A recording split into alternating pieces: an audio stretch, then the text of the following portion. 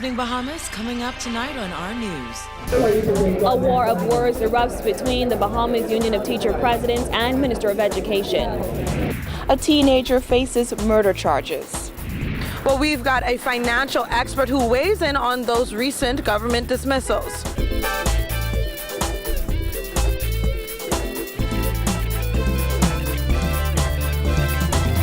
Our news is brought to you by Alive, the nation's newest and best LTE network. Good to be alive.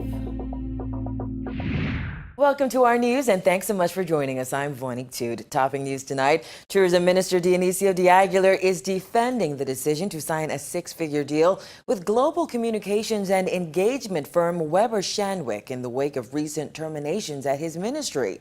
De Aguilar says the ministry's in-house PR team indicated it was overwhelmed and needed outside help to create a comprehensive and strategic program to market the Bahamas.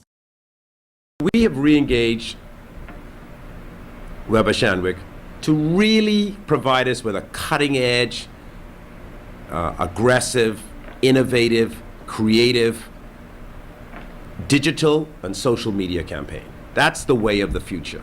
To put it bluntly, de Aguilar says the Ministry of Tourism really does not have that skill set in-house and desperately needed a PR firm.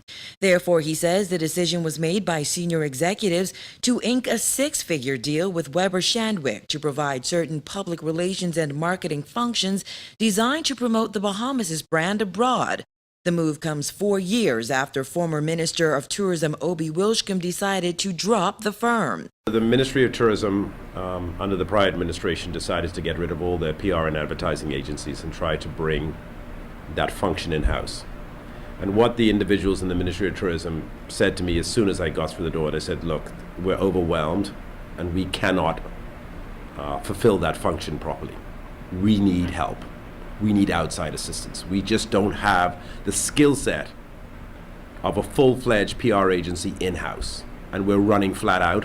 The PR firm has been engaged for a 6-month campaign, but de Aguilar says that could be extended based on Weber Shandwick's performance.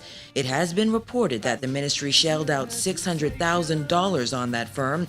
However, de Aguilar could not give an exact figure, simply saying it's 6 figures. Wilshcombe has slammed the move, arguing the ministry's in-house PR team could do the job. De Aguilar says he understands his predecessor's decision to cut ties at that time, but things have changed. And I think that it was a wise move at the time that the PR and advertising agencies that we had employed had gotten fat and lazy and were not creative and innovative, and he made a surgical strike and took them out. But what he failed to do was to provide sufficient in-house talent to deal with the way the market has changed. This time around, de Aguilar says the ministry has secured a better deal with the firm, which has deployed an entire team of young and creative professionals dedicated to keeping the Bahamas' brand on the cutting edge. Weber Shandwick, the one that we have hired, is familiar with the product, familiar with the country, familiar with the brand, and we have come back to them with a far better deal from them.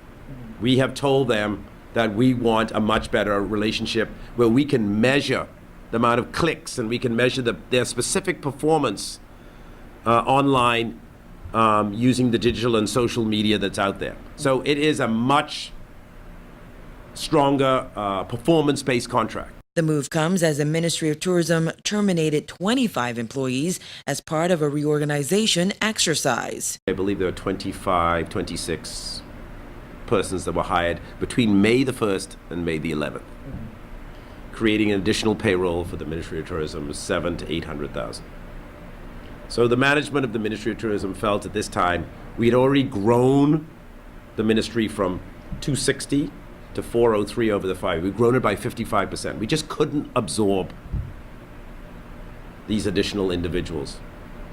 We needed specific talent, but those individuals were not filling those specific goals.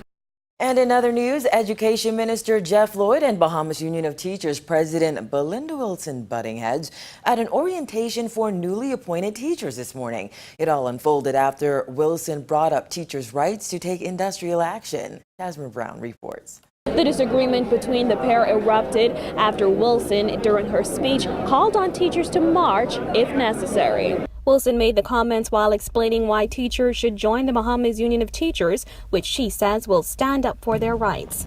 You have freedom of association. You have the right to be free of intimidation. You can discuss your concerns with your shop steward, your area vice president, or your president. You have a right for representation when a principal or an administrator calls you into a meeting. You have a right to attend union meetings. You have a right to due process. You have a right to assemble. You have a right to strike. Yes, strike. It all played out at the orientation exercise for 141 newly appointed teachers. The Department of Education hosted the event held at Uriah McPhee Primary School. Wilson even invited Cuban teachers to take part if there was to be any industrial action, a comment that drew laughter from the audience. You will not be in Cuba on May the 1st for the May Day, for the Million Man March. But if I need to call on you, be ready to march on Rawson Square. But Lloyd was simply not having it when he took the mic for his keynote address as he deviated from his speech to address Wilson's comments. I wish also to invite you to please congratulate and thank the Reverend Belinda Wilson for her sermon. I was waiting for her to invite me to pick up the basket to take a collection. That's how we do it in church. The education minister also insisted there will be no reason to strike or march under his watch, adding he would rectify Wilson's comments. Cuban and my dear teachers from abroad, you will not be required to march in Rawson Square. My beloved Bahamian teachers, you will not be required to strike. Because in the minister and the ministry of education, you have a dedicated, sincere, and committed partner. Now, in addition to admonishing those new teachers to take their jobs seriously, Wilson also encouraged them to join the union, insisting they need not listen to what she called falsehoods about new teachers being unable to join the union. Join the Bahamas Union of Teachers today. Don't mind what they tell you. Oh, you can't join because you just come.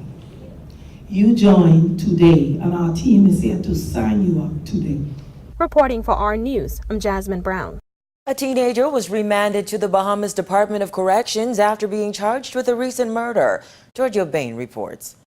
A teenager faces murder charges here in the magistrate's court, accused of killing another teenager back in July. 18-year-old Mark Augustine of Freddie Munnings Drive stood before Assistant Chief Magistrate Shubu Solo Swain in Court Number 11 to answer to one count of murder. It's alleged that on Saturday, July 29th, while in New Providence and being concerned with another by means of unlawful harm, Augustine did cause the death of Tavares DeVoe. According to police reports, shortly after 9 a.m., a male was walking through a road off Peardale Manor when two male occupants of a silver Honda Accord car, armed with handguns, approached and shot him before speeding off. The victim was pronounced dead on the scene. Police confirmed that the victim was on bail for a serious offense and was being electronically monitored. Augustine was not required to enter a plea to the charge and was not represented by a lawyer. His case will proceed by way of a voluntary bill of indictment and will be fast-tracked to the Supreme Court. He returns to court on October 24th for the beginning of trial. He was remanded to the Bahamas Department of Corrections. Reporting for our news, I'm Giorgio Bain. With the point currently in limbo, Tourism Minister Dionisio D'Aguilar met with officials from the project this afternoon to discuss the next phase of that development. The point is a project by New World One Bay Street, a wholly owned subsidiary of China Construction America. As it relates to the point, I've reached out to them, or they've reached out to me, and I want to find out what the next phase of their plan is, when they're going to start to roll out their expansion of their condominiums and hotels as they intended to do. They've made an appointment to bring me up to date. I don't know where that is right now, so I've requested that information, and we have a meeting this afternoon. In July, the Point's Director of Communications, Candino Knowles, said the project is in limbo as it awaits the appropriate regulatory approval to begin Phase 2. He added that the changing government is the cause of that delay. In the meantime, there is no work going on at the site. It seems that it's at a standstill, and so I'm interested to familiarize myself with the transaction. I mean, I have no briefing document, no paperwork on it, so I've had to sort of search where they are and reach out to them. And now they're appraising me this afternoon on what their next phase is. Back in March, then Deputy Prime Minister Philip Davis said 500 jobs are expected to be created when the second phase of the Point opens in late 2018. Phase 2 of the Point is an upscale lifestyle residential community development that will sit on over 7 acres of Nassau's waterfront.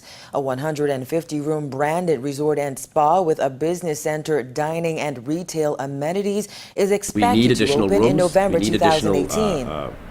Places for people to stay, and that's how you grow the number of stopover visitors to our country, because that's the most important component of our tourists. Still to come on our news, the biker president expresses concern over recent job losses. Plus, 141 new teachers enter the public education system, so stay tuned.